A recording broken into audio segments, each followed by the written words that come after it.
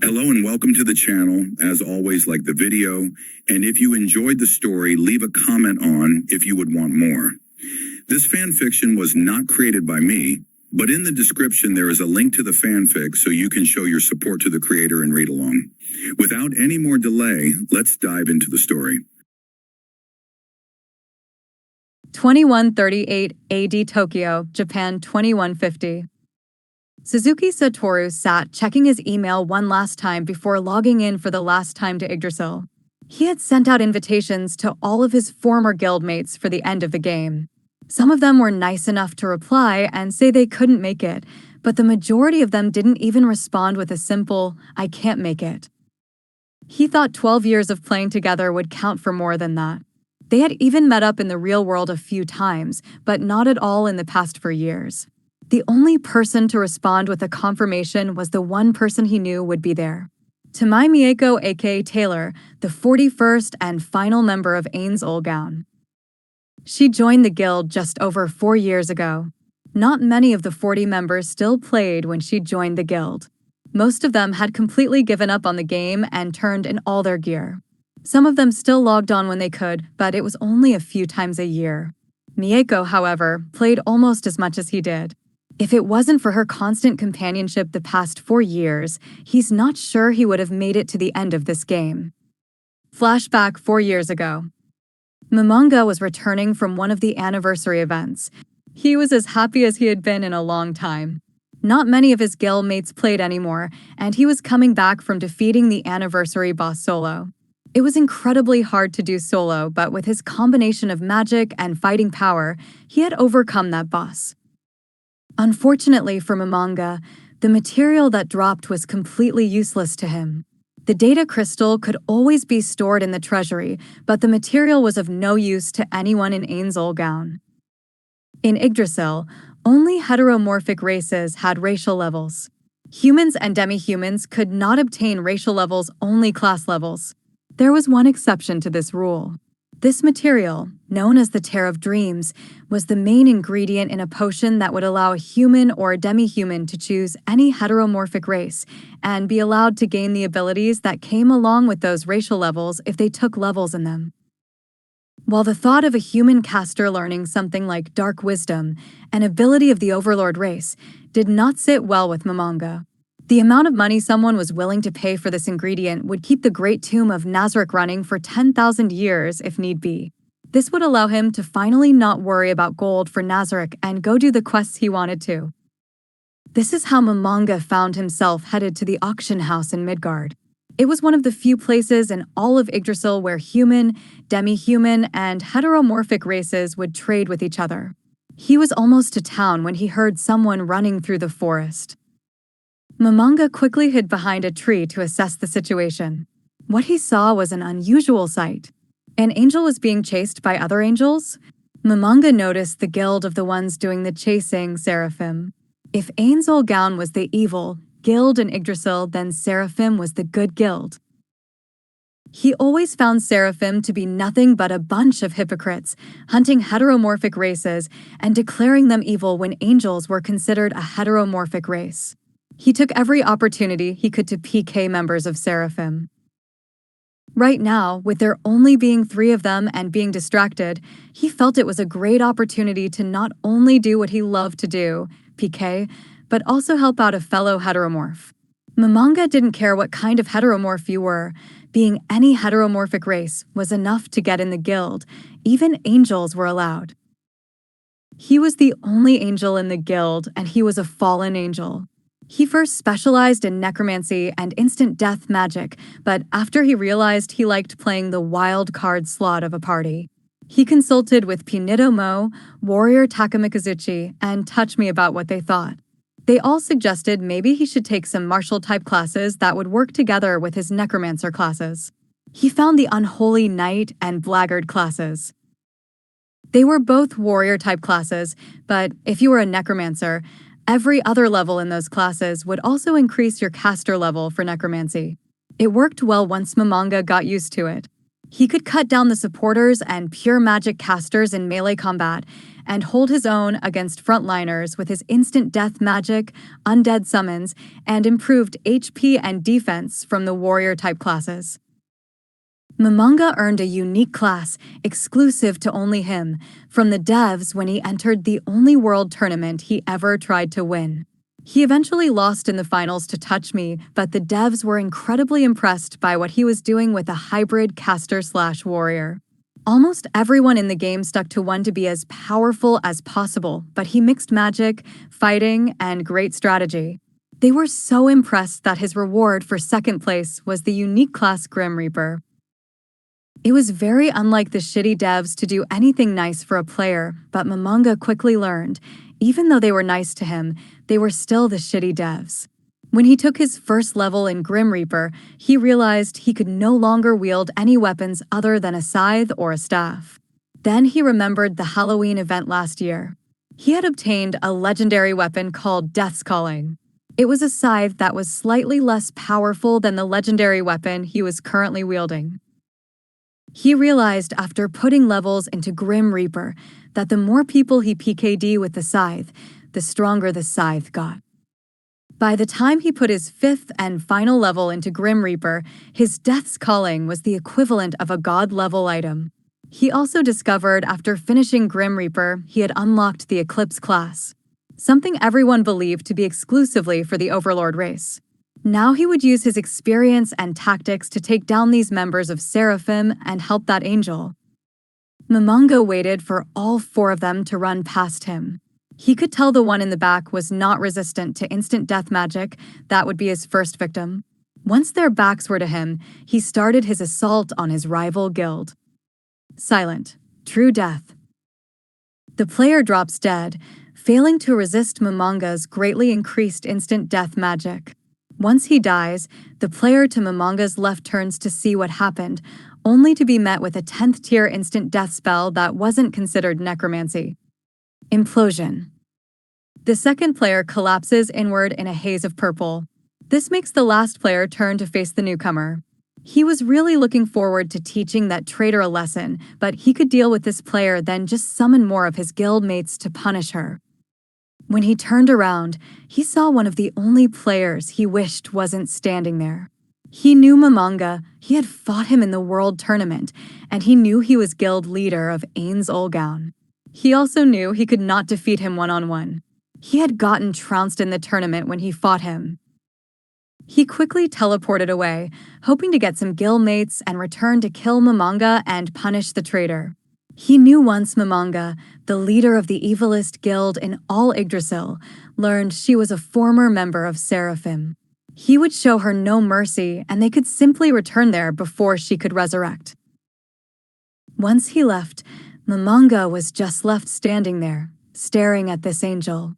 She was what one would picture when thinking of an angel, in other words, beautiful. She had long, straight blonde hair, deep emerald green eyes, soft, slightly pale skin that seemed to glow in the sunlight, a Miko outfit that showed off an impressive body, and was short compared to him, only about 183 centimeters, 6 feet. She was basically the complete opposite of him. He had short black hair, ruby red eyes, pretty tan skin, black armor covered in a black cloak that seemed to suck in all the light around him, and he was pretty tall, around 196 centimeters, 6 feet 5 inches. With his hood pulled up and his scythe in hand, he truly looked like the Grim Reaper. Momonga was never really good with women until he got to spend more time around them like Buku Buku Chagama. So he stood there with no idea what to say. After a few seconds of silence, Momonga decided to speak up, but when he raised his hand to speak, the angel took a few steps back in fear. Do not be afraid. I will not kill you. I saw you getting chased and decided to help. I don't like it when heteromorphs are hunted, and especially from those pricks in Seraphim. Momonga says to her, Aren't you the guild LL leader of Ainz? The GG Grim Reaper? The girl asks. Yes, that is me, but the name is Momonga. Grim Reaper is just a class of mine. Why were the members of Seraphim chasing you? They might hate all heteromorphs, but they don't consider angels heteromorphs, even if they are. It is strange to see them trying to kill one of your kind. Mamanga says. Taylar thinks to herself, well, I just got expelled from my guild for helping a heteromorph, and if he wanted to, he could kill me pretty easily since I am pretty much just a healer. I might as well tell him the truth and hope he doesn't hate me. He did help me after all. The truth is, I was a member of Seraphim until a few minutes ago, she says to him. She looked at him to see if he would attack, but he seemed to be just patiently waiting for her to explain. I was going through the forest of Midgard trying to obtain some materials for a new helmet I want to make. I saw 2 dragonoids being attacked by players much higher level. Since they were members of my guild, I stepped in to stop them, but they called me a traitor and began chasing me. After a few minutes of running, I got a notification that I had been expelled from the guild, she tells him. Well, to be honest, that makes sense. You don't seem to know who that last guy was even though you are a member of Seraphim. That's the problem with big guilds, too many people, and not enough camaraderie. That was the leader's little brother. He is an arrogant prick who got all of his gear as gifts from his brother. He thinks because he is covered head to toe in god-level items that makes him a great player. I fought him in the tournament. That kid has no idea what he is doing. The reason he teleported away and was with 2 other members is because I PK'd him so many times his brother made him go out with bodyguards. As Mamanga finishes his statement, he shows Taylar a laughing emote. I'm surprised you haven't killed me for being a member of Seraphim. Aren't you the evilest guild in all of Yggdrasil? I thought you killed Seraphim members on sight. Why haven't you killed me yet? She asks him. Well, guilds like Seraphim labeled us as evil, and we just kind of picked up the mantle figuring if everyone was going to see us like that, we might as well act the part. As you can tell, I am an angel as well. I might be a fallen angel, but I am an angel nonetheless. Also, you are not a member of Seraphim. Didn't you say you got kicked out? Lastly, and most importantly I might add, you defended heteromorphs from needless piking. That is the purpose of our guild, to give all heteromorphs the peace of mind to level and play with people who they can trust. Anyone willing to stand up to Seraphim, especially someone from their guild, to protect dragonoids is okay in my book, he tells her. Taylar is impressed. She thought Ainz Olgown just looked for players who were considered good and tried to PK them. She knows Mamanga is infamous for piking countless players. She is shocked at the reason for the existence of the guild, but finds it honorable. She would properly thank Mamanga, then probably have to delete her character and make a new account. Once you cross Seraphim, they relentlessly PKD you until you quit. She very much enjoyed playing this game. It was an escape from the so-called perfect life she was apparently living IRL. I thank you for your assistance, Mamanga. My name is Taylar. Her avatar gives a bow and a smiley emote. I suppose I should get to town and start on making a new account. Seraphim won't leave me alone until I quit. It sucks to have to give up an avatar I've played for 8 years, but I like this game and want to keep playing, she tells him. Mamanga knows exactly what she means about Seraphim. He feels bad for the girl. He can tell by her gear she has played this game for a long time and put in some serious time to get everything she is wearing. Since not many members of the guild play anymore, he thought this might be an opportunity for him. Would you like to go together? I am headed to the Midgard auction house. If I know that little prick, he is gathering up more guild members to come back to attack you. He asks her. Yeah, I would like that. Thank you again, she tells him. As they are walking the few kilometers back to town, Mamanga gets to know Taylar a little better. He is surprised how quickly he is getting comfortable talking with Taylar. Even when he met Buku and Yumeko, it took him a couple weeks to get truly comfortable around them. He finds out she plays almost as much as he does.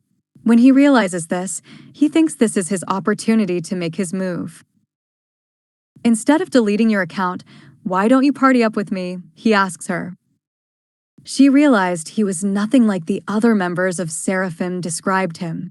Having someone like him in her party would not only complement her skills very well, but Seraphim would think twice about attacking her if he was with her. She wasn't sure how the other members of his guild would react to her, but this was probably her only opportunity to continue playing this avatar. She did not want to start over after 8 years. Are you sure about that, Mamanga? Won't the other members of your guild be upset you're partied up with a former member of Seraphim? Also, they will chase you along with me if we are in a party together. Taylar says. Yes, I am sure, Taylar. Not many members of the guild still play. That is why I am out here alone today. It would be nice to play with someone who is on almost as much as me, and about Seraphim chasing me. He puts up a laughing emote. They have been chasing me for years because of how I torment their members, so nothing will change for me in that regard, he tells her. Then I graciously accept your offer, Mamanga. Mamanga found it funny she bowed. Seeing such a pure-looking angel bow to the angel everyone on this server thought was the most evil brought a grin to his face, even if it didn't show on his avatar. End flashback. Now that he sadly confirmed one last time no one else was coming, he sat in his gaming chair and loaded Yggdrasil for the last time. Taylar suggested one last raid before the servers were to shut down. She wanted to cement the infamy of Ainz in this world, and also get a little payback in the process. Suzuki thought it was the best idea anyone in the guild had ever had, and he wanted to see Mieko get a little revenge. Once he was in-game, he teleported from Nazarick to Midgard. They were going to meet where they met for the first time to begin this stroll down memory lane and towards their final statement as Ainz. He had been waiting for 15 minutes and Taylar was 10 minutes late. It was very unlike her to be late. He thought about logging out and calling her to find out if she could still make it, but then he saw her log in. Taylar has logged in. After a few seconds, she appeared in front of him. It is unlike you to be late, Taylar. Is everything okay? If you don't have time for this, I understand. Mamanga says. I'm sorry about that, Suzuki. I was making plans for tomorrow and got a little too caught up in it. I definitely want to do this. I have been waiting for this for 4 years, she tells him. Making plans, huh? What do you got, a hot date or something like that? And you know we call each other by our avatar names in game, Mieko, Mamanga asks, displaying his laughing emote. The last time the few remaining players got together IRL, it was to meet Taylar after she had been voted into the guild. The decision was split, 5 yay, 5 nay, and since Mamanga was the guild leader, his vote was the deciding factor. When they all met up, every member of the guild who was there couldn't believe their eyes. Taylar was Tamai Mieko. In this day and age, there were not many people who could be considered celebrities, and she was at the top of that list. She was the leading voice actor for almost every popular game made in the last 10 years, but that wasn't what made her so popular. She was also incredibly beautiful. Her choice to play an angel was perfect because that's exactly what Suzuki thought she looked like IRL.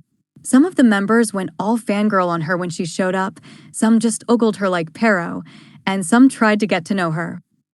Mamanga was shocked this was the person he had been playing with. He was never good with women until he got to know them, but finding out who Taylar really was made him act like he had never met her before. It was the only time he was thankful for Pero's pervy side because he spent the whole time making sure he didn't make her uncomfortable. Haha, very funny, Momonjie. You are actually kind of correct, but only halfway. I was setting up a date, but I still haven't asked him yet.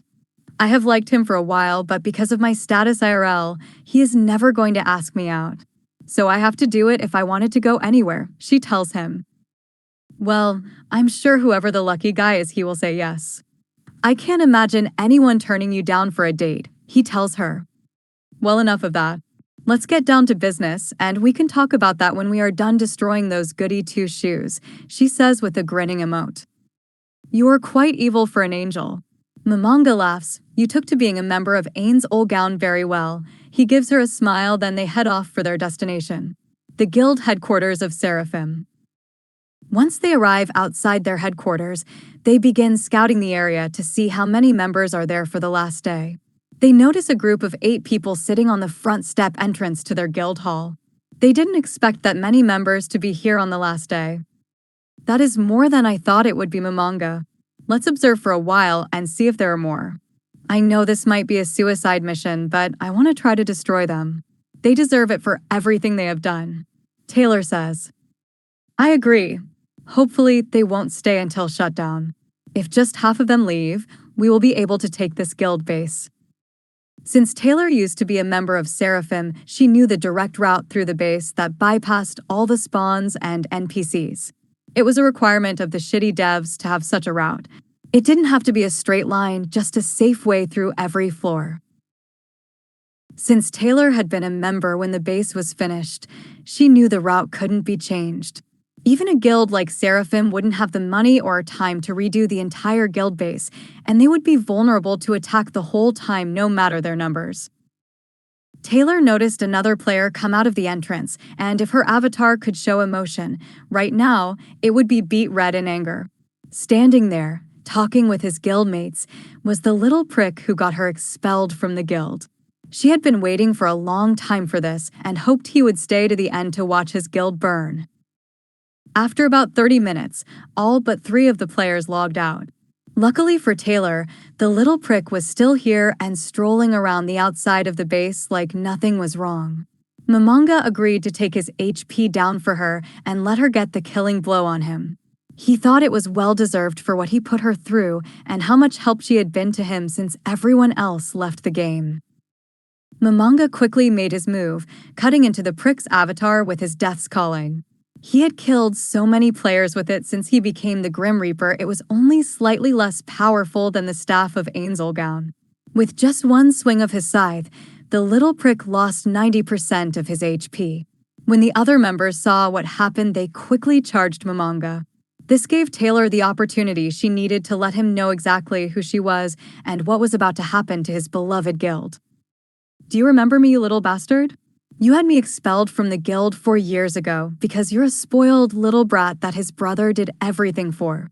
I am going to kill you, and by the time you log back in, your guild will no longer exist. Your world items will belong to Ainz, and all your hard work will be lost forever. Now DIE." Triple maximized, twin magic, reality slash. She knew that was complete overkill, but that was exactly what she was going for. She also didn't know many offensive spells, so her choices were limited. After Momonga quickly dispatched the other 2 members, they made their way into the guild base. Taylar knew exactly where to go to get to their treasury. Seraphim not only kept their world items there, but also their guild weapon. She wanted to remove the guild weapon and break it right in front of that prick when he logged back in. They went through the treasury grabbing anything they could carry that had even a little value. They estimated between themselves that if you added the value of the items they took with the gold, they probably got about 50 billion gold from Seraphim. Not that it would do them much good, but it felt good to know. When they got to the world items, Momonga was kind of surprised at the number of them. He assumed they would have a ton of world items. They were one of the biggest guilds in all of Yggdrasil after all. It was not as he expected. They only possessed 3 world items. Now all of the items did fit their guild perfectly. Ahura Mazda, a world item that would do damage to any being with a negative karma value anywhere in Yggdrasil. The Holy Grail, a world item that greatly increases the healing and good, aligned spells of Yggdrasil. And finally, Jillerhorn, a world item capable of using a summoning spell higher than super tier magic 10 times, and only 1 charge had been used. These would make great additions to the Great Tomb of Nazarick. It was just too bad it was all going to be erased soon. Once they looted the treasury, they made their way outside the guild again to wait for him to log back in again. Momonga was standing there, Seraphim guild weapon in his outstretched hand, with Taylar holding her weapon ready to strike it when he logged back in. As soon as he loaded in completely, Taylar swung her weapon down. After the guild weapon broke, they could all see the guild base begin to shake a little. Then, after just a few seconds, the base reset to a dungeon. The little prick got a new message notification. Your guild weapon has been destroyed and your guild disbanded. He looks at this message and can't believe his eyes. Seraphim, the largest and, in his eyes, best guild in Yggdrasil, was destroyed. He turned to look at the culprits to try to get some measure of revenge. When he looks, he sees them holding the 3 world items they used to own. They both give him smiling emotes and teleport away. And oh, he yells. Nazarick conference room. Momonga and Taylar appear in the conference room. If their avatars could smile, they would both have an ear-to-ear grin right now. They had destroyed the largest guild in the game and looted their treasury like they were kids in a candy store. They wished they could have seen his face IRL when he got that notification, but it was still worth every second. I feel so much better knowing some of their members witnessed that. Taylar says. Yeah, I know what you mean. It would have been a little disappointing if there was no one there. Momonga replies. Why don't we spend the last few minutes in the throne room? No one ever made it that far, and it would be a waste to never have used it. Taylar says. That sounds like a great idea, Taylar. Let's walk down instead of teleporting. I'd like to look the place over one last time before it all ends, he says to her. That sounds like a great idea. Let's head out, but first, she points to the staff of Ainz' old gown. You should bring it with you. We spent all that time making it, and you never even wielded it. The guild master should be holding the guild weapon when it ends, she says to him. I never wielded it because what would happen if someone got their hands on it? You saw what Seraphim's guild weapon did. Ours does the same when destroyed. I couldn't risk that happening, but it should be fine for the last moments. He grabs the staff out of the wall, and they begin their walk to the throne room. Along the way, they run into Seabass and the Pleiades. Momonga gets them to follow. It will be good to have them around for the end. They were all created by different members of the guild and will represent their creators at the end. When they entered the final hallway, Taylar had one last thing to talk to Momonga about. Suzuki, she says. You love calling me that in-game, don't you? He chuckles. Well, this time it is about RL, so I thought it was the right name to use. Do you remember earlier we were talking about my possible date? She asks him. Yes, I'm sure you have nothing to worry about me, Eiko. Like I said earlier, I doubt anyone would say no to you. You're funny, smart, beautiful, and you play video games. Sounds like the perfect woman to me. If Momonga could see into her mind, he would see the face of a girl with a huge, deep red blush on her face. No one knew this because it was usually just her and Suzuki playing together. The few times there were other members present in the party, she kept herself together pretty well. It also helped he was completely oblivious. She had a huge crush on Suzuki. He wasn't the most handsome guy, but he was by no means ugly. He wasn't very confident IRL, but in game he was the most confident. She liked everything about him, and after he got over the initial shock of finding out who she really was, he treated her like you would any other friend. It was something no one else did with her. Even the other members of the guild acted differently around her and never changed once they found out who she was. She knew she was in love with him, even if they had never actually been in a relationship. So, does that mean you will go on a date with me IRL? She asks him. You are kidding, right? I mean, you are you, and I am, well, me. That's all he could manage to get out. And that is the reason I needed to ask, because I knew you never would. I think you are good-looking, caring, and kind. I have spent the last 4 years by your side, going on adventures and bonding like I never have before. I know this is a heavy thing to say out of the blue for you, but I know I love you and wanted to see if you felt the same. I want to be with you IRL and hoped you would want the same, she finishes as they reach the doors to the throne room. He is truly at a loss for words. The girl of his dreams just said she loved him. He never pictured it turning out like this. He thought after this game, she would find another game to play and hopefully they could play together again. He always wanted to ask her out, but he had absolutely no confidence she would say yes, so he never asked. I mean, he was just some worker bee who no one would ever remember. She was her. Someone who could actually be called a celebrity nowadays. Everyone was worked to near death. Even someone like Byukubu Kagama, who was a voice actress just like her, worked long, hard hours. But she was so popular she only worked when she wanted to. It was the reason she could spend so much time in game. After realizing he hadn't said anything except a pathetic stutter, he answers the best he can. Why yes, I will. I honestly think I feel the same, I just never thought it would happen, he says. Well, I made reservations for dinner tomorrow because I know you have tomorrow off. I know the people taking pictures of me you probably won't want to put up with, so you can meet me there and go early so you don't have to deal with it, she says. What time is dinner and where is it? He asks. It is finally starting to set in that she isn't kidding, and he is finally starting to calm down. Well, it is at 6 p.m. and it dash after she says the time he interrupts her. Then I will pick you up at 5 and you can show me where it's at, he says to her. Are you sure about that? It can get quite annoying and invading, she tells him. Yes, I am sure. If we are going to be together, I suppose I need to get used to it at some point. Why not start now, he says. She is very excited at his newfound confidence. Maybe asking him in game was the right thing to do. Good. It's a date. Now, let's finish this night in the throne room. We never did get to defend it from invaders, she says. They open the throne room doors and begin walking towards the throne of kings. The world item they got for conquering Nazarick on the first try. Standing next to the throne was Albedo, Tabula's creation. It was also now a weird reminder of Tabula and Taylar. She finally agreed to let him use her appearance for Albedo, but he had to let her create Oriole Omega as a compromise. She was also holding a world item Mamanga never remembered being there. It should be fine if she has it though.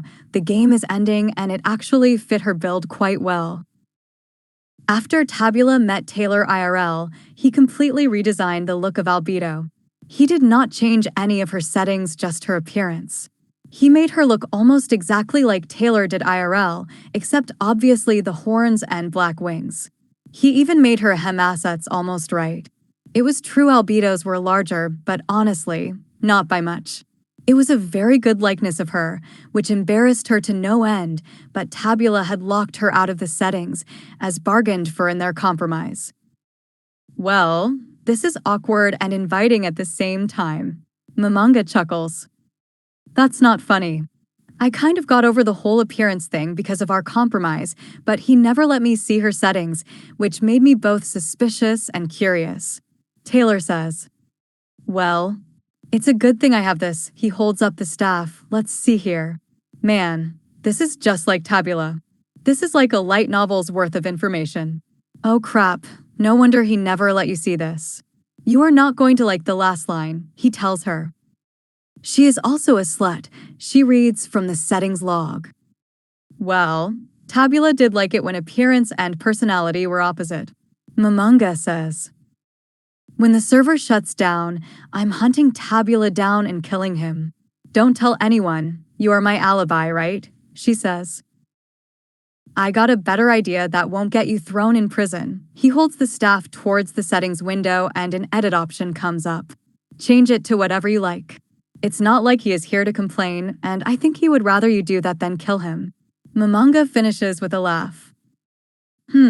That's a good idea. You are full of good ideas, aren't you? She laughs too. She loves Mamanga and Taylar.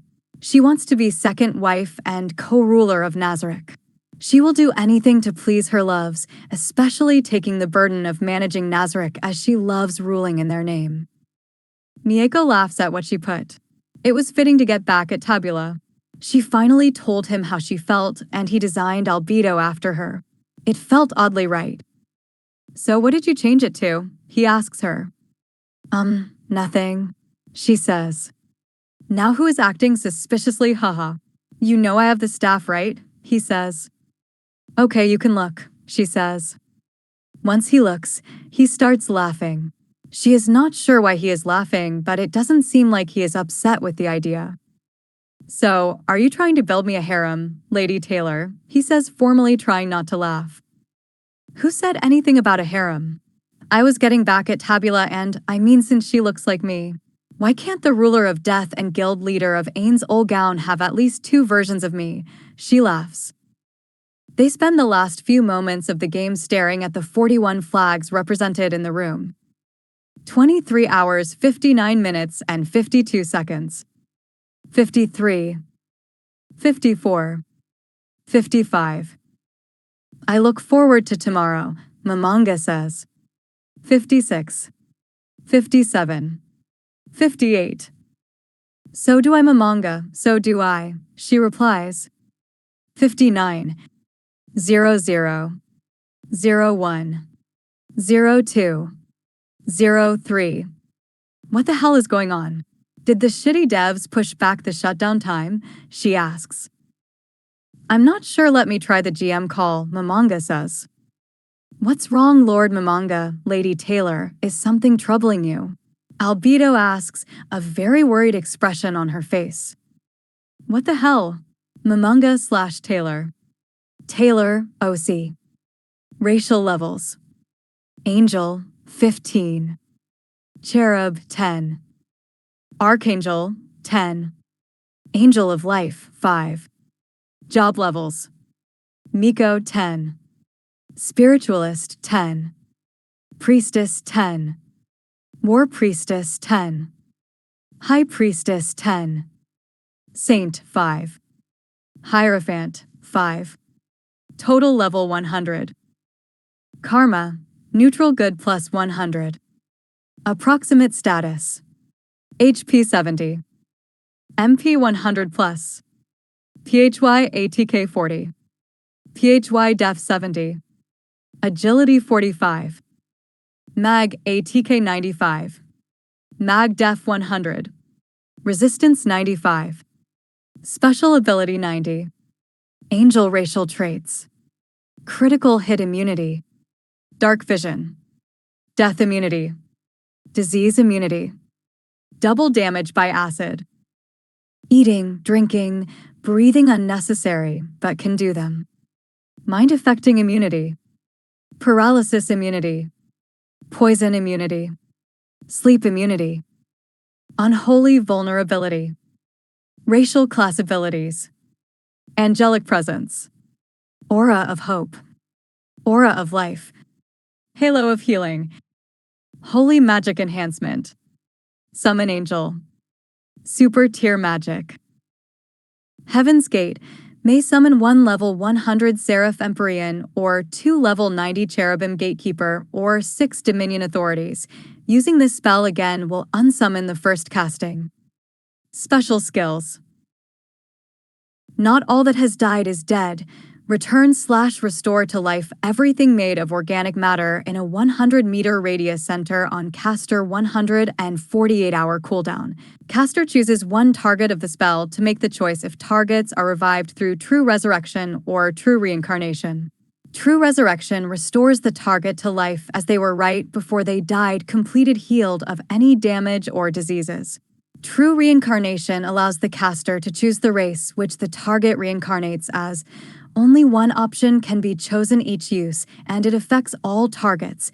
Living organic matter like trees, grass, wood, etc. is restored to perfect condition. Savior. Once every 24 hours, an angel of life can prevent a target from receiving a killing blow, and instead the attack heals the target to completely full health. Mamanga, Ainz Olgown. Racial levels. Fallen Angel, 15. Fallen Cherub, Angel of Knowledge/Wisdom, 10. Fallen Throne, 10. Angel of Death, 5. Job levels. Dread Necromancer, 10. Master of Death, 10. Eclipse, 5. Unholy Knight, 15. Blackguard, 15. Grim Reaper, 5. Total level 100. Karma, neutral evil minus 100. Approximate status. HP 80. MP 85. PHY ATK 70. PHY Def 70. Agility 60. Mag ATK 90. Mag Def 95. Resistance 95. Special ability 100. Fallen Angel racial traits. Critical hit immunity. Dark vision. Death immunity. Disease immunity. Double damage by acid.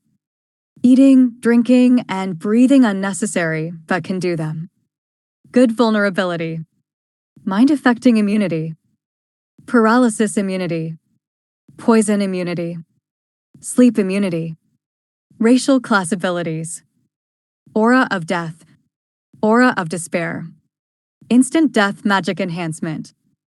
Rite of Darkness. Undead Creation. Undead Control. Undead Strengthening. Super Tier Magic. Death's Revenge, Super Tier Instant Death Spell, prevents resurrection of any kind unless the target is resurrected from the Super Tier spell wish upon a star, kills any caster attempting to resurrect the target with any spell 10th tier or lower. Special Skills. The goal of all life is death. Fear the Reaper, ability received when he reached level 5 in Grim Reaper, 2-kilometer fear spell that affects each target differently depending on their level and resistance. Effects range from feeling a chill down your body to instant death. 148-hour cooldown. What's wrong, Lord Mamanga? Lady Taylar, is something troubling you? Albedo asks, a very worried expression on her face. What the hell? Mamanga/Taylar. Is something the matter, Lord Mamanga, Lady Taylar? Albedo asks again. Neither one of them can believe they are having an actual conversation with the NPC. Her facial expressions were so lifelike, her mouth was moving, and she smelled like fresh flowers. Wait a minute. Smell, they both thought. Message? Taylar, can you hear me? Yes, Mamanga. What the hell is going on? Why is Albedo talking, and why can I smell her? There was never anything like this in Yggdrasil. Do you think this is some update they didn't tell anyone about? I don't think so. I feel different too. Like I am smarter and stronger than ever before. That is when Taylar notices she is unusually calm for some reason and feels more powerful than she ever thought possible. She wanted to know what this strange feeling coming from her back was. When she turned her head and tried to feel for what they were, she saw 2 white wings spread out behind her. They felt completely natural to her, like they were just another part of her and always had been. If something is troubling the Supreme Beings, this humble servant will take care of it for you, Supreme Ones. Albedo says. The GM call function isn't working, says Mamanga. I'm sorry, Supreme Ones. This one does not know what you mean by GM call function. It is all right, Albedo. Seabass, step forward. Mamanga says. My lord. Seabass responds as he reaches the throne and kneels. Seabass, take Lupus, Regina, and CZ with you to scout the area around Nazarick. Do not go farther than 1 kilometer away from Nazarick. Do not engage any hostiles. If you encounter anyone, come back here and report what you have found. Mamanga tells him. Yes, my lord. Seabass responds immediately and motions for the selected Pleiades to follow him. The rest of the Pleiades, position yourself at the entrance to the 10th floor and repel any invader you encounter, says Mamanga. I know this is going to sound crazy, Mamanga, but I think the game might have just become reality. I can feel my magic, all my spells, my racial abilities. I even know what my gear does and how to best utilize it. I know, Taylar, I can feel it as well. We have to first determine where we are, then we can worry about our powers and if they still work. Do you have orders for me, Lord Mamanga, Lady Taylar? This one is ready to serve in any way you two desire, Albedo tells them. Why did her seductive tone turn me on so much? It certainly isn't bothering me that she just turned me on so much with that voice. Am I really attracted to Albedo? Taylar thinks to herself. I have to test out something to find out if what I think is true, Mamanga. How are you going to test to find out if we are still in a game, Taylar? You'll see, I'm sure you will appreciate it. Yes, Albedo, there is something you can help me with. Come here for a moment. Taylar orders Albedo. Whatever you wish, Supreme One. Albedo bows and makes her way over to Taylar. When she gets within arm's reach of Lady Taylar, the Supreme One reaches out her arms and runs her finger down Albedo's cheek. Well, you couldn't touch NPCs in Yggdrasil, so step one done, she thinks. When Lady Taylar ran her soft, warm, comforting finger down Albedo's cheek, she couldn't help but get excited. The Supreme One was touching her, and not just a normal touch, but a loving and caring one. What happened next sent Albedo to Cloud 9. Well, if I can do this, we certainly aren't in a game. Taylar takes a step towards Albedo, puts her hands around Albedo's neck, and pulls her into a kiss. Albedo can't believe this is finally happening. She wanted to be Lord Mamanga's second wife, but for Lady Taylar to be so accepting of her was the proof she needed to confirm that what Lady Taylar had said to Lord Mamanga in Throne Room was true. That she was created in the image of Lady Taylar from another world and was supposed to be Lord Mamanga's wife alongside her. She had heard her say that the ruler of death and leader of Ainz Olgown deserved to have two versions of her. When Albedo finally sorted out these thoughts, she realized Lady Taylar was still kissing her, and she was just standing there doing nothing. Albedo never really thought about other women like that before, but Lady Taylar was a supreme being. A beautiful angel with soft lips who smelled like fresh roses. She started to kiss Taylar back, hoping her pause didn't cause her to lose her chance to be with Lord Mamanga. It only lasted for about 10 seconds, but both of them had the same thought when it was over. I never thought I would like kissing anyone who wasn't Suzuki/Mamanga, but that was amazing. Mamanga can't believe what he just witnessed. It was like a roller coaster of emotions for him. First, he was shocked Taylar would just kiss Albedo like that. She was not the type of woman to do something like that. Second, what he thought was a quick kiss to test out the inappropriate filters put into Aldmorphs actually turned into them making out for a short while. Third, since Albedo looks like a succubus version of Taylar IRL, it was like watching Taylar make out with a beautiful, blonde-haired, green-eyed angel, which sort of confused him because he knew her IRL, and she was not like that. Lastly, he had the same reaction any straight man in his position would. He was turned on. I mean, who wouldn't be? That was amazing, Lady Taylar. Does that mean my first time will be here with you and Lord Mamanga? Should I remove my dress, or would you or Lord Mamanga like to do it? Albedo says. No, Albedo, this is not the time for that. We must first find out what happened to Nazarick. Mamanga says. Albedo, I need you to gather all the floor guardians on the 6th floor except Victim and Gargantua. Also, do not worry about Aura and Mare. We will inform them ourselves. Albedo looks pretty disappointed, but will follow her lord's orders without hesitation or failure. She just gained Lady Taylar's acceptance and didn't want to do anything to lose that. Very well, Supreme One. I shall carry out your commands without fail. Once Albedo leaves the throne room, it is just Mamanga and Taylar standing there. He knows why she kissed Albedo, but has no idea why she actually started making out with her. It's not like he had a problem with it, he enjoyed the show. He felt bad for letting her change Albedo's settings for just a split second. Then he realized she was obviously fine with it. Albedo didn't seem to mind. Tabula wasn't here, and he didn't mind watching that some more. Taylar, why did you kiss Albedo like that? He asks. Well, I wanted to see if doing something like that would get me immediately kicked from the game like it should. When I realized I wasn't going to get kicked and we probably weren't in Yggdrasil anymore, I focused on the kiss and found Albedo quite the kisser. What? Did you not like it, Mamanga? She says, giving him a smirk at the end. No, it's not that I didn't like it. It was just, how do I say th-? She answers for him. Hot? Arousing? I actually got rather turned on myself. It was strange. I never felt like that about a woman before, and to make it even weirder, she looks like I used to. She says, I think our emotions might have changed with our bodies.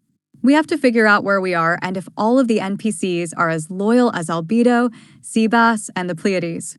Mamanga says, I told you were full of good ideas, but before we head to the 6th floor, I have a good idea of my own, she says with a mischievous grin on her angelic face. She quickly moves to Mamanga and plants a kiss right on his lips. It was shorter than the last kiss, but it meant everything to her. She had wanted to do that for 3 years now, and even if she was in a different body, it still felt amazing to finally do. After Mamanga recovered from the sudden kiss and got into it himself, he felt his arms roaming up and down her body. Her body was perfection just like Albedo's was. When she finally broke the kiss, he was a little disappointed but knew they couldn't do that forever. Now, let's go talk to Aura and Mare. I'm excited to meet them since they were designed as children. She says to the stunned Mamanga, well, are you coming or are you just going to stand there with a smile on your face staring at me? She says. Well, I very much enjoyed your surprise kiss, but how are you taking this so well? I mean, don't you want to find a way home?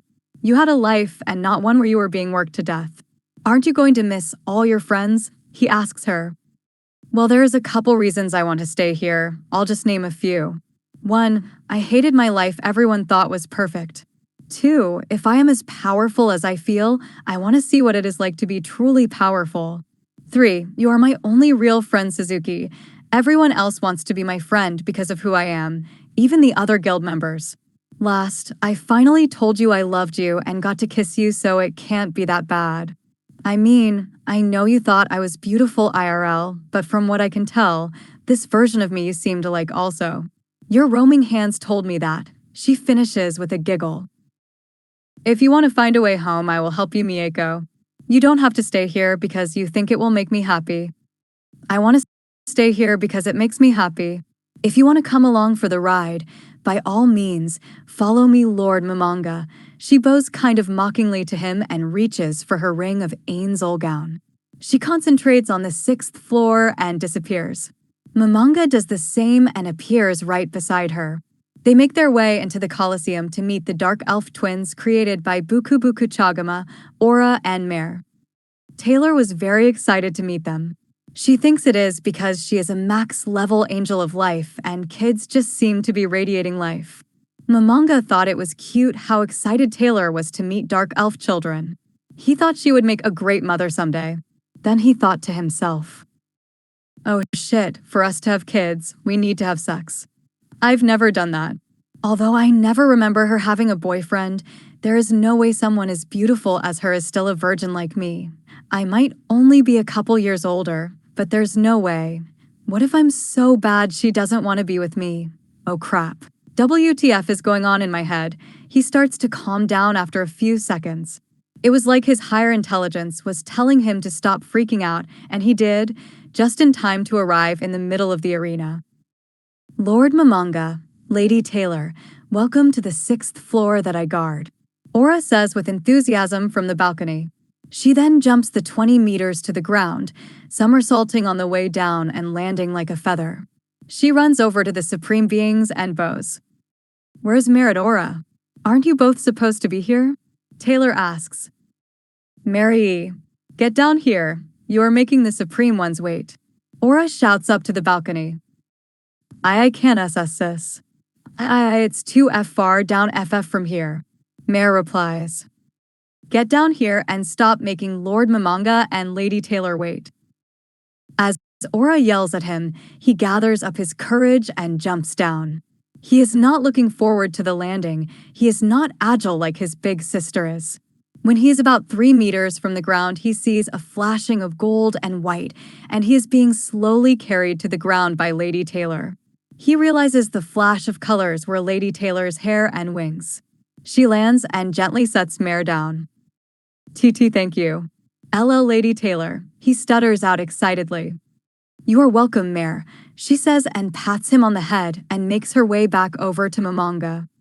What brings you to our floor, Supreme Ones? Aura asks.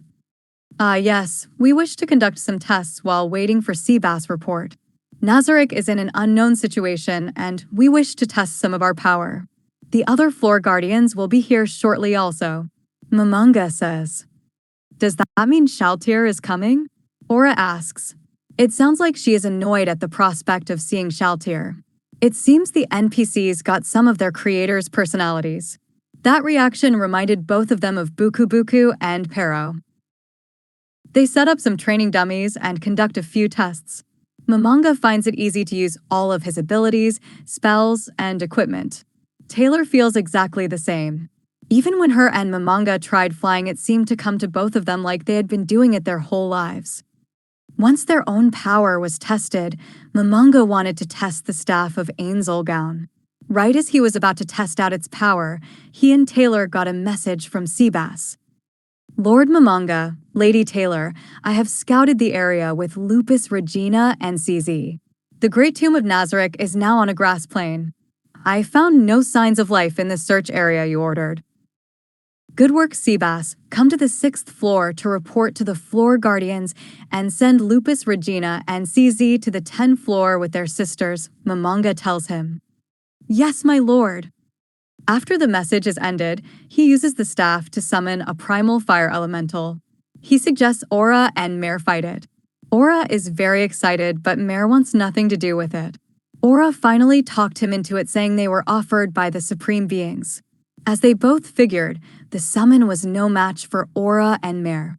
Shortly after the battle ended, Aura made her way to the Supreme Beings. Thank you, Lord Mamanga, Lady Taylar. I haven't had that much exercise in a while. You two look thirsty. Would you like some water? Mamanga asks them. He then pulls out a pitcher of endless water and Taylar pulls out 2 glasses from her storage. The dark elves drink the water happily, and it earns them a smile from both Supreme Beings. I thought El Lord Mamanga would be scarier. Mare says. Oh, really, Mare? He can be quite scary when he needs to be. Would you prefer he was scarier? Taylar asks. No. I like Lord Mamanga like TT this. Mare and Aura both exclaim.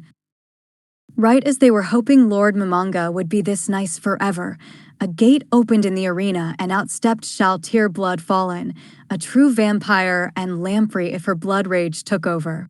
She was a short, petite, silver-haired, red-eyed girl who gave off an air of nobility. Normally someone of her race is pretty hideous, but Pero spent so much time on her appearance she turned into a Lilycon's dream girl. No doubt this was Pero goal. The man had a lot of fetishes.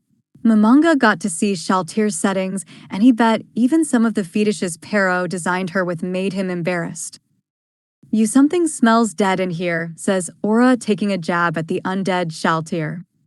Ah, my beloved master. Shaltir says, completely ignoring Aura. What's the matter, no comeback, Shaltir? You getting slow in your old age? Aura tries again to provoke her. SS shut your mouth shrimp. I am not old. Shaltir yells at her. Both of you stop acting like that in front of the Supreme Ones, Cocytus says. The large, blue, 4-armed insect creature says to them. This was Cocytus, the creation of the warrior Takamikazuchi, the ultimate warrior and level 100 like all of the 4 guardians. Ah, Cocytus, thank you for coming, says Mamanga. I will always come when called for, Lord Mamanga. Cocytus replies. Aura and Shaltir started up their bickering while Cocytus was talking with Lord Mamanga.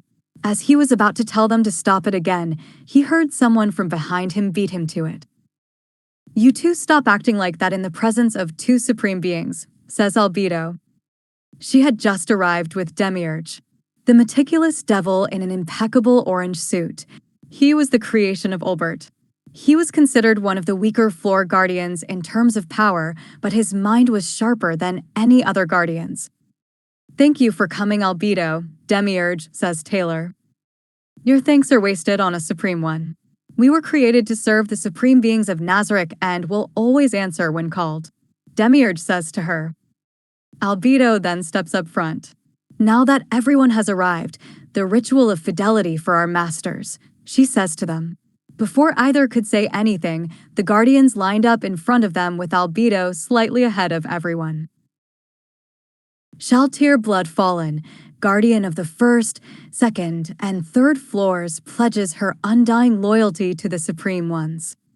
Cocytus, guardian of the 5th floor, pledges his undying loyalty to the Supreme Ones.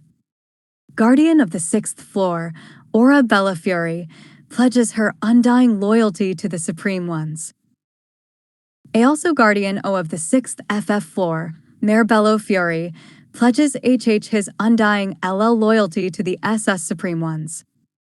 Guardian of the 7th floor, Demiurge, pledges his undying loyalty to the Supreme Ones. Guardian Overseer Albedo pledges her undying loyalty to the Supreme Ones. Once Albedo kneels and pledges her loyalty, she continues speaking. With the exception of the guardians of the 4th and 8th floor, All the floor guardians have pledged their undying loyalty to the Supreme Ones. Raise your heads. Mamanga says to them. If Taylar wasn't here and so confident, he would probably be a nervous wreck right now, but her reassurance and presence beside him was making him think very clearly right now. First, thank you all for coming here. Your thanks are wasted on us, Lord Mamanga. We will serve you and Lady Taylar to the best of our ability and do anything asked of us by the Supreme Ones. However, if Lord Mamanga or Lady Taylar gives the order, we, the Guardians, will accomplish any task set to us, no matter how difficult or arduous, with every fiber of our beings. We hereby swear that we will never allow the Supreme Ones to be disgraced by our actions. This we swear, all of the Guardians say in unison. Mamanga and Taylar were both relieved and moved by the Guardians' display of loyalty. They had no doubts they would serve them with every fiber of their being. Both of them smiled at the Guardians. Excellent Guardians, we have no doubts you will carry out our commands without fail. The Great Tomb of Nazarick is caught up in an unknown situation. Have any of you seen anything strange on any of your floors? Mamanga asks them. Nothing strange on any of my floors, masters. Shaltir says. Nothing on my floor, masters, says Cositus. Everything is fine on our floor, Supreme Ones, says Aura. Nothing on the 7th floor, masters. Demiurge says. We are sorry, masters. We regretfully have no idea what is going on. Albedo says. That is all right, Albedo. Seabass is currently scouting outside of Nazarick with Lupus Regina and CZ Delta. He should be returning soon. Taylar says. The Guardians are kind of shocked by that. Seabass could defeat even the strongest of the Guardians in hand-to-hand combat, and he was currently scouting. They could tell how serious the Supreme Ones were taking their current situation. As they were finishing up, Seabass returned to report his findings. Seabass, please tell us what you have discovered. All the Guardians need to know our situation so we can best defend Nazarick. Taylar tells him. Yes. To begin with, the terrain surrounding us for a kilometer in each direction is a plain. There are no signs of man-made structures. I spotted some small animals, but there were no humanoid or large creatures. Seabass says. Were those small animals monsters? Taylar asks. No, they were life forms which had no combat power. Seabass replies, I see. Then, were the plains you spoke of covered in frozen grass, which would cut you as you passed them? No, it was simple grass. There was nothing special about it. And you did not see any sky castles or similar buildings? No, I did not. There was no sign of man-made illumination in the sky or on the land. I see, so there was only a starry sky and green grassy plain. Thank you for your hard work, Seabass. As he praised Seabass for his efforts, Mamanga was somewhat disappointed because he had not obtained any useful information. However, he got the confirmation he needed that they were no longer in the game world of Yggdrasil, although he did not understand why he could use Yggdrasil's equipment and use its spells. He did not know why they had come here, but it would be wise to heighten Nazarick's security just in case. Guardians, increase the security of each floor by 1 level. We are unsure of what has happened. If you encounter an intruder, do not kill them, but capture them alive at all costs. When you capture them, do as little harm to them as possible. I apologize for imposing such demands on all of you at a time like this. The Guardians voiced their acknowledgement and nodded in unison. Overseer Albedo and Defense Commander Demiurge come up with a plan to strengthen our information sharing between floors. Do not worry about the 8th floor. Victim manages that floor and he will continue to do so, he says. They nod in understanding and he continues to try and improve their current situation. Aura and Mare, can you conceal the great underground tomb of Nazarick? Simple illusions don't seem very reliable. Aura and Mare looked at each other and began thinking. After a while, Mare spoke up. You using magic might be tricky. If we had to hide everything along with the surface although, we could cover the walls in mud, and then add plants as camouflage. Do you intend to soil the glorious walls of Nazareth with base dirt? Albedo said that with her back turned to Mare. Although her voice was sweet as velvet, the tone it carried was anything but. Mare's shoulders trembled, and although the surrounding guardians remained silent, their attitudes suggested that they shared Albedo's opinion. In contrast, Mamanga and Taylar felt Albedo was being too much of a busybody. The situation was hardly serious enough to warrant such a reaction. Albedo, calm yourself down. Mamanga was talking to Mare. Taylar says to the succubus. I deeply apologize, Lady Taylar. Albedo bows even lower. It is all right, Albedo. Taylar says. Mare, proceed with your plan. If you require any assistance, ask any guardian or their servants for help if you need it. Lady Taylar and I will return to the throne room and go over the information. Once we have a better idea what Nazareth has gotten into, we shall inform all of you. We look forward to your continued loyal service. Mamanga says then him and releases his death and despair aura before he and Taylar teleport back to the throne room. Well, that was tiring. What is up with their high opinions of us? Mamanga says to Taylar. I mean, we are their gods. It only makes sense they would see us like that, Mamanga. Taylar says to him.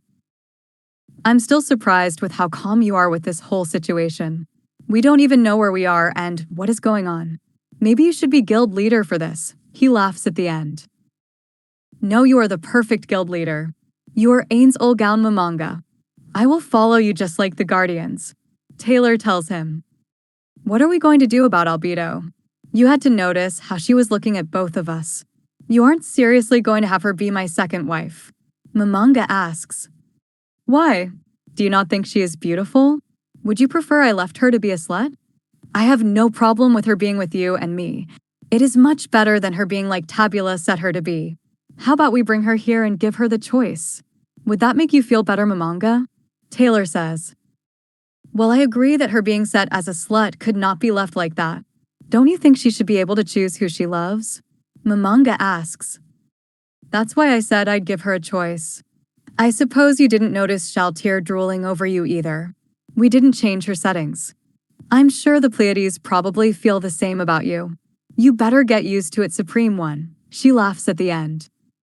Back in the arena after Taylar and Mamanga left, the pressure that was crushing their heads to the ground suddenly vanished. Even after the departure of the masters, nobody raised their heads. After a while, someone sighed in relief. The tense atmosphere was gone now that Mamanga's auras of death and despair were gone and no longer lingering. The first to get up was Albedo. Her white dress was stained where her knee had touched the ground, but she did not mind at all. She flapped her wings to swipe off the dirt on her feathers. After seeing Albedo rise, the others followed suit, though nobody dared to speak. That was SS scary, sis. Mare says. Yeah, I thought I'd be squashed flat by Lord Mamanga's aura. As expected of Lord Mamanga, to think his presence would have such a great effect on us floor guardians. As a supreme being, his might overmatches ours, but I did not expect him to be so powerful, Cositis says. He didn't radiate that aura when he was with us. Lord Mamanga was kind and gave us something to drink when we were thirsty, Aura says to the guardians. Aura's words caused the other guardians to emit an air of tension. It was condensed jealousy that was almost visible to the naked eye. Albedo was surprisingly the only guardian who didn't seem jealous at all.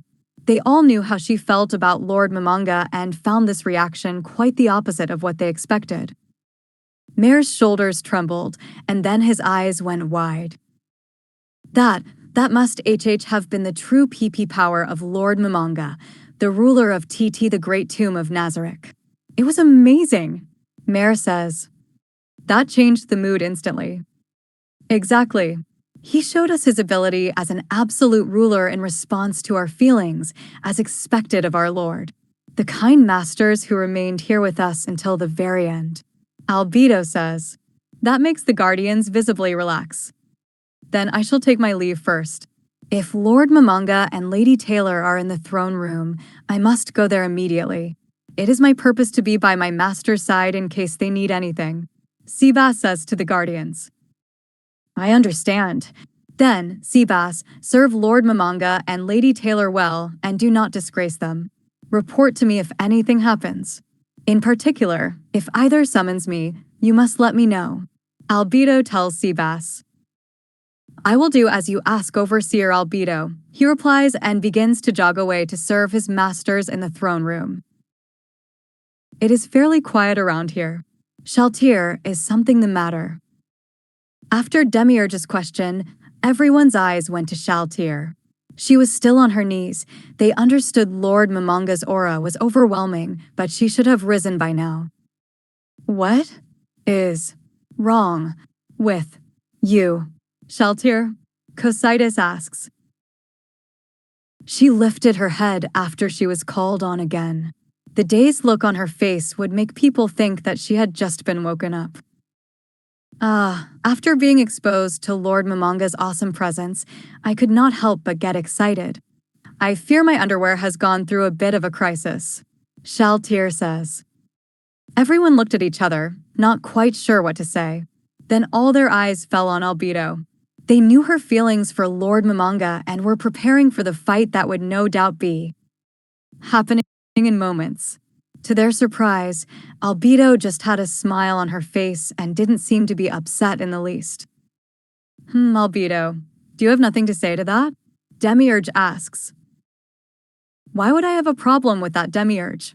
She can dream all she wants. I know for a fact she has no chance. I found out who I was created in the likeness of before we were transported to this new world. So I am not worried about this lamprey. She laughs at Shaltir. What do you mean by that, Albedo? Who were you created in the likeness of? I thought Lord Tabula made you in the likeness of what he believed to be the perfect woman. Demiurge asks her. Oh, you are quite right, Demiurge.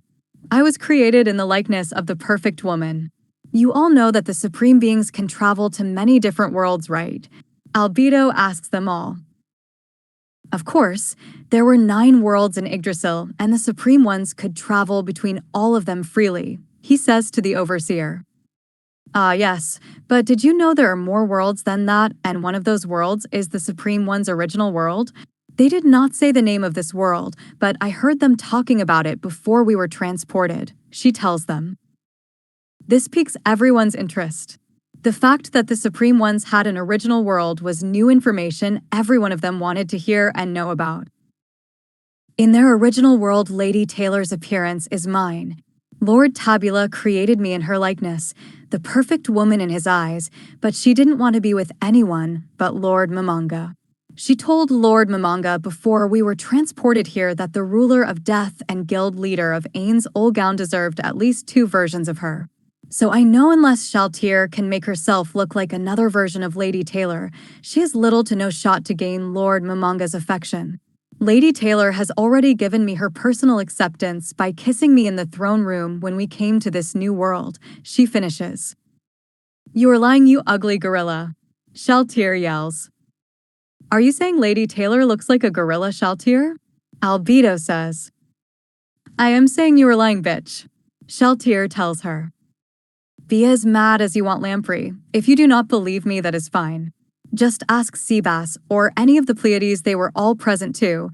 But do not call me a gorilla unless you are intentionally trying to disrespect Lady Taylar, she tells Shaltir. The Guardians all look at Shaltir with questioning glances. She doesn't have a response for that and just stomps off to find the Pleiades. She knows solution won't lie for that succubus. She needs to talk to her immediately. Albedo had a triumphant smile on her face. Right as she was about to press her advantage on Shaltir, she is interrupted by a message.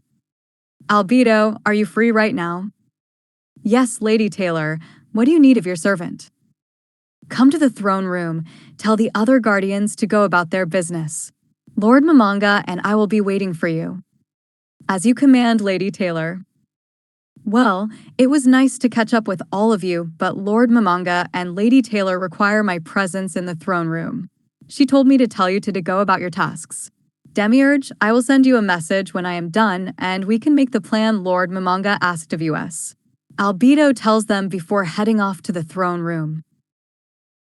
Albedo headed to the throne room with a smile on her face.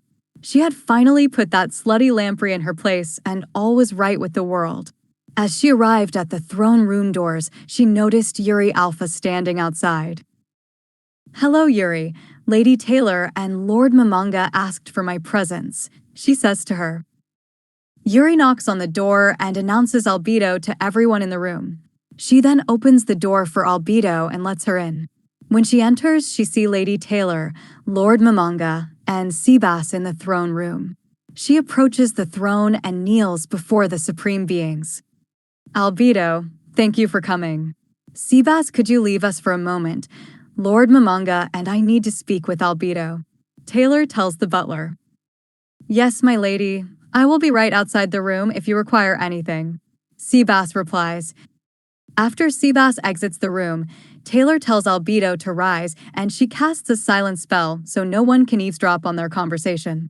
This makes Albedo a little nervous. She has no idea what they want to talk to her about.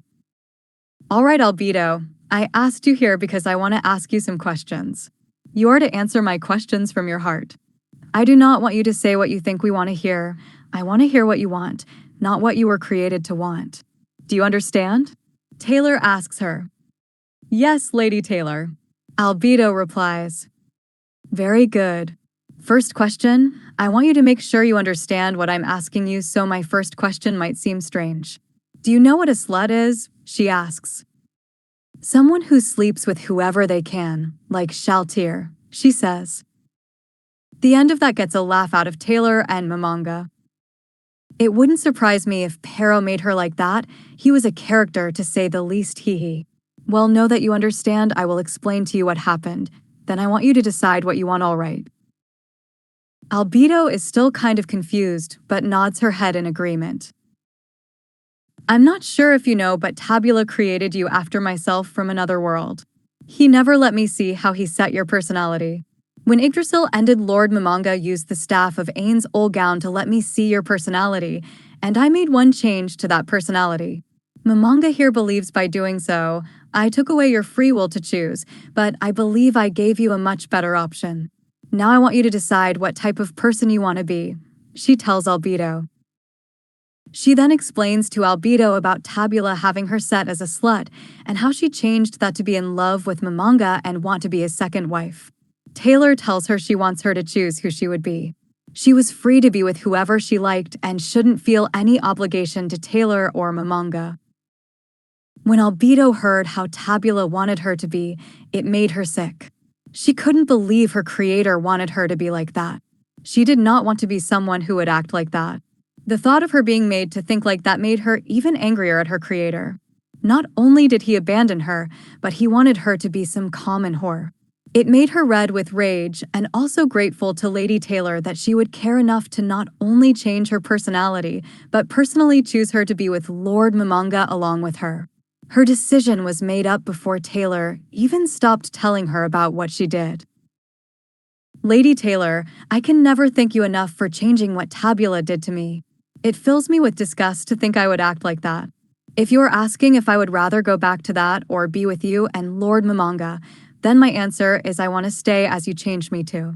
I will grind myself to dust to try and repay what you have done for me, and will serve you and Lord Mamanga with every fiber of my being in whatever you need," Albedo tells Taylar. Taylar turns to Mamanga. "Well, is that good enough for you, Mamanga? I gave her the choice and she chose us," she tells him. "Albedo, do you not want to fall in love with someone you choose instead of it being chosen for you?" Mamanga asks her. "My lord, if I could choose to love someone, it would be you. The fact that Lady Taylar changed me to this does nothing but fill me with joy. Many in the great tomb of Nazareth would like to be with you. If she had not changed me, I am sure I would also feel the same as they do," Albedo tells him. "Well, now that is settled, Mamanga, I believe Albedo deserves a kiss for being honest and confessing to you," Taylar says. "Okay, who are you and what have you done to Taylar?" I am still not only convinced this isn't a trap, but also shocked how fine you are with this. Momonga says to her. To be honest, I'm kind of still weirded out by how comfortable I am with this also, but she did already get a kiss from me, so it's only right if she also receives a kiss from you like I did, she tells him. Momonga is still unsure this is the right thing to do. He never had a girlfriend in Japan, and when he finally got a date, he was transported to this world. Now the girl of his dreams was telling him, not only did she want to be with him, but the NPC that was designed after her should be with him also. It was like an anime coming to life. It was awkward and welcoming. He wasn't quite sure what to think. He finally decided to just let things come as they may, and it really didn't seem to bother Taylar in the slightest. He walked up to Albedo and gave her a kiss. He tried to make it a quick one to avoid the embarrassment of kissing someone else in front of Taylar, but Albedo had other ideas. She had been waiting for this moment and wasn't going to let him get away that easily. She wrapped her arms around him and put everything she knew as a succubus into that kiss to make it irresistible to Lord Momonga. When they finally pulled away from each other, Momonga could only say one word. "Wow," he says, still trying to recover from the kiss Albedo gave him. "I told you she was an amazing kisser," Taylar says to him with a little giggle, although I feel kind of left out. She certainly didn't kiss me with that much passion. Did you use some secret succubus technique you only save for Lord Momonga? And no, Lady Taylar. When you kissed me, it caught me off guard, and I didn't have time to think about what to do. I wanted to impress Lord Momonga, and I had time to realize it was coming. I am very sorry, Lady Taylar. Albedo says. She bows deeply to Taylar, hoping she didn't offend her. It is okay, Albedo. Truthfully, I was surprised I kissed you as well. I did plan on doing it. I just didn't realize how comfortable I was with it until I was doing it. Plus, you being an amazing kisser helped me relax, but I expect a kiss like you gave Momonga the next time we do, she tells her with a giggle. Would you like one right now, my lady? I will no longer be surprised, and you may whenever you like. Albedo tells her. That is a great idea, Albedo. I wonder if Lord Momonga would be okay with that, she turns to him. He is dumbfounded again. You would think his negative karma value and change in personality would make him completely fine with these developments. He was convinced, though, that not even someone who was extreme evil could picture a scenario of two women this beautiful wanting to be with only him. I think this is going to be harder to get used to than any man would think possible, but who am I to deny two beautiful women what they desire? As he says that Taylar takes that as a go-ahead, I'd love to watch from him. As her and Albedo share the same kind of passionate kiss he did with Albedo, he thinks to himself, I think I am going to enjoy this new world. That's it for today. Remember to show your support to the creator of this story if you enjoyed it. If you would like more parts of the story to be uploaded, leave a comment and subscribe to get notified when the story continues. Bye-bye for now, and I hope that you all have a wonderful rest of your day.